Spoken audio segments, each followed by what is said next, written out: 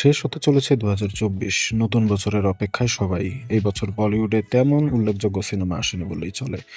তবে আগামী বছর পাইপলাইনে আছে বেশ কিছু বিগ বাজেটের সিনেমা। এক ফ্রেমে যেমন দেখার সম্ভাবনা রয়েছে সালমান শাহরুখকে, তেমনি এক ফ্রেমে দেখা যেতে পারে হৃতিক সালমানকেও।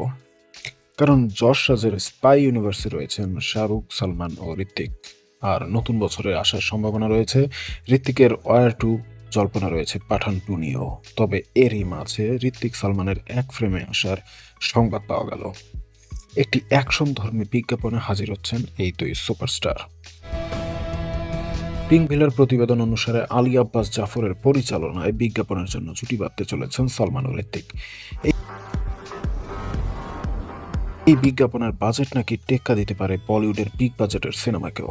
জানা গেছে হৃতিক ও সালমানকে নিয়ে একেবারে ধুন্ধুমার অ্যাকশনের বিজ্ঞাপন শুট করবেন। মুম্বাইয়ে শুট হবে এই বিজ্ঞাপনের। এটির ভিএফএক্স এর উপরেও বেশ চড়া খরচ করা হবে বলে জানা গেছে। আপাতত হৃতিকের নতুন কোনো সিনেমার ঘোষণা নেই, হাতে রয়েছে ওয়ার টু। তবে সালমান এখন ব্যস্ত তার নতুন সিনেমা সিকান্দারের শুটিংয়ে।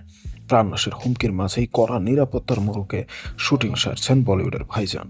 সালমান খানের সিকান্দারে গুরুত্বপূর্ণ চরিত্রে আছেন সত্যরাজ। মনে করা হচ্ছে এই সিনেমার ভিলেন তিনি। এতে আরও দেখা যাবে অভিনেতা সুনীল শেট্টিকে। সাজিদ নাদিয়াদওয়ালার পাশাপাশি সিনেমাটির প্রযোজনাও করেছেন তিনি। নায়িকা হিসেবে থাকছেন রাশমিকা মান্দানা। আগামী বছরের ঈদে মুক্তি পাবে সিকান্দার।